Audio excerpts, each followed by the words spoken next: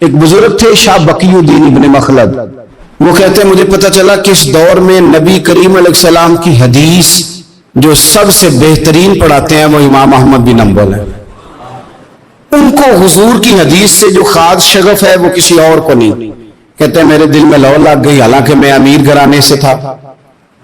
میں کشتی میں بیٹھا امام احمد بن حنبل کے پاس آنے کے لیے، رشتے میں طوفان آ گیا، کشتی ہچکولے کھانے لگی، کسی طریقے سے ایک جزیرے کے ساتھ جا کے کشتی لگی، ٹوٹ گئی، بکھر گئی، میں جزیرے پہ اتر گیا، اور بھی کئی لوگ تھے۔ ایک مہینہ وہاں رہنا پڑا، بارشیں ختم ہوئی، موسم ٹھیک ہوا تو ایک کشتی دکھائی دی آتی ہوئی۔ فرماتے ہیں کہ وہ اس کشتی میں بیٹھا، دوبارہ بغداد کیا، مجھے سفر طے کرتے 2.5 مہینے گزر گئے، وہ جزیرے پہ مہینہ پتے کھا کے بھی گزارا کرنا پڑا۔ نکلا تھا علم حاصل کرنے، جب بغداد شریف پہنچا لوگوں سے پوچھا امام احمد بن حنبل کا مدرسہ کہاں؟ انہوں نے کہا وہ مدرسہ تو بند ہو گیا ہے، وقت کا بادشاہ مخالف ہو گیا، مسجد مدرسہ سیل کر دیا۔ امام صاحب کہاں ہیں؟ کہا گھر کے اندر قید ہیں۔ ان کے گھر کو سب جیل بنا دیا، چاروں جانب پولیس کھڑی، اور ویسے بھی بغداد میں کرفیو ہے، ہر چوک چوراہے میں پولیس والے کھڑے۔ شاہ بقی الدین کہتے اتنا کچھ سننے کے باوجود بھی میرا جذبہ ٹھنڈا نہیں ہوا۔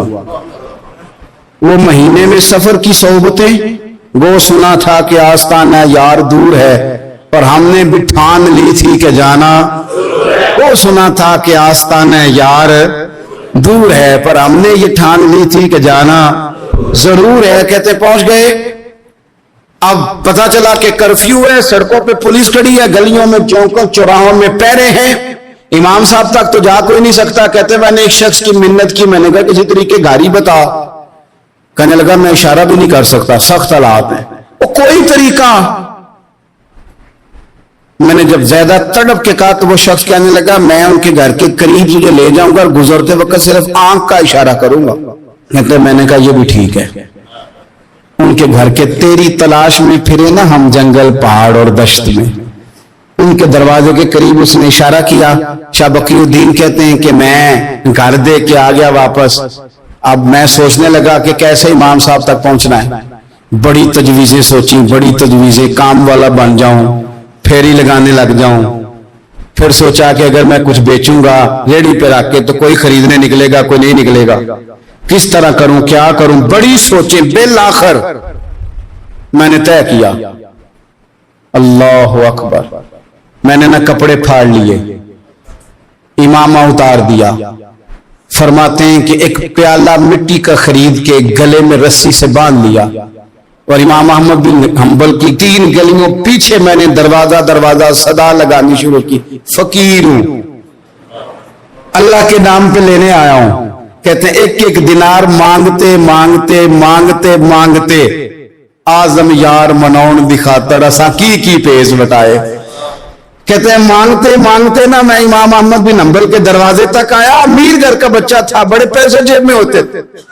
امام کے دروازے پہ صدا لگائی، کوئی ہے اللہ کے نام پہ دینے والا؟ کہتے ہیں نور بھرا دروازہ کھلا، ایک گورے مکھڑے والا، سفید داڑھی والا، سونے امامے والا، چمکدار آنکھیں، نورانی شباہت۔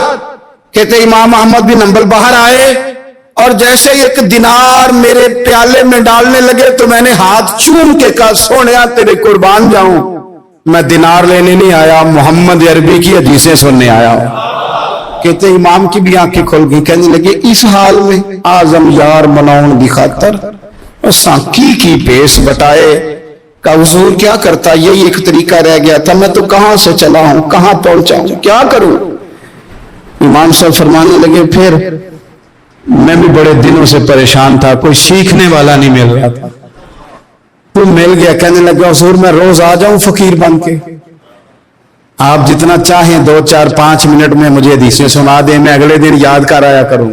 کہتے 2 سال لگ گئے، شاگرد کہاں ملیں گے ایسے، کہاں مرید ملیں گے، گزر گیا دور۔ کہتے ہیں کہ میں نہ ہر روز فقیر بن کے جاتا، 3 گلیوں پیچھے مانگنا شروع کرتا، کچھ حق نہ کرے، 2 سال دروازے پہ جاتا، آگے پیالہ کرتا، امام ایک دینار ڈالتے اور مصطفیٰ کی حدیثیں سناتا۔ کہتے ہیں حالات بدل گئے، 2 سال کے بعد حکومت بدل گئی، امام کا مدرسہ بحال ہو گیا، رش ہو گیا، بادشاہ بڑا عقیدت مند تھا، جو نیا آیا اس نے بڑا کر کے ادارہ بنا کے دیا. جس دن میں گیا تو رش لگا ہوا تھا. کہتے حالات بدلے تو ہم نے بھی کپڑے بدلے، ہم نے بھی کپڑے بدلے، ہم نے بھی دوبارہ سے دستار باندھی. اور کہتے ہیں بڑے لوگ بیٹھے ہوئے تھے، میں جب داخل ہوا نا تو امام اٹھ کے کھڑے ہوئے. آپ فرمانے لگے پتر ادھر آ، تو آگے آ کے بیٹھ. لوگ دین سیکھنے آتے ہیں، تو فقیر بن کے مانگنے آیا تھا. اور میں بھی باقیوں کو پڑھایا کرتا تھا، تجھے میں دیا کرتا تھا. اور اب باقی پڑھا کریں گے، تجھے دیا جائے گا. اور آج تجھے سینے سے نکال کے دیا کروں گا. زمانے بدل گئے، حالات بدل گئے. وہ شخص چلا گیا، کون حکمران تھا کون نہیں تھا، لیکن استاد شاگرد کے ادب کی داستان قیامت تک باقی رہے. یہ قیامت جب طبیعتوں میں احترام ہوتا ہے، جب ادب ہوتا ہے. آپ کو پتہ ہے نبی پاک صلی اللہ علیہ وسلم کو یہ ادب کتنا پیارا ہے. نبی پاک علیہ السلام اس احترام کے جذبے کو کتنا پسند کرتے ہیں.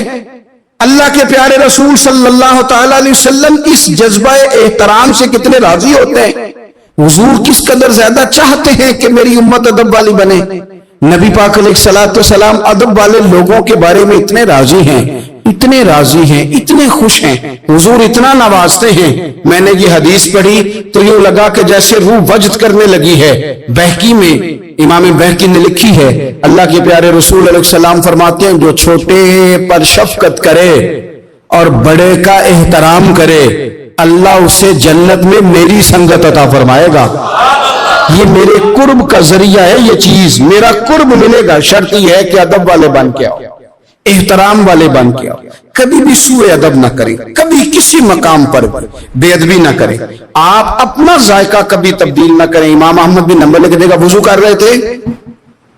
ایک شخص کہتا ہے میں نے ساری زندگی گناہوں میں گزار دی تھی. تو امام صاحب نا وضو کر رہے تھے جھیل پر بیٹھ کے. تو جھیل اس طرح ہوتی ہے، پہاڑ ہیں، اوپر کو پانی نیچے آ رہا ہے. تو کہتے ہیں امام صاحب نیچے بیٹھ کے وضو کر رہے تھے، تو میں اوپر بیٹھ کے نا وضو کر رہا تھا یا پانی پی رہا تھا. تو میں نے دیکھا کتنے بڑے امام نیچے. کہتے میں نا میرے دل میں خیال آیا یار میں ساری زندگی غلط کاموں میں گزاری ہے، پر جو بھی ہے یہ رسول اللہ کے دین کے عالم ہے. کہتے وہ حضور کے دین کی عزت کرنے کے لیے میں اوپر سے اٹھا آ کے نا، تو میں تھوڑا پیچھے جا کے نیچے بیٹھ گیا. جو میری حاجت تھی، پانی پینا تھا یا منہ دھونا تھا، میں وہ کرنے لگا. کہتے ہیں امام صاحب نے بھی نظر میری طرف دیکھی. پتہ نہیں انہوں نے کیا دعا دی کہ رب نے مجھے توبہ کی توفیق عطا فرما.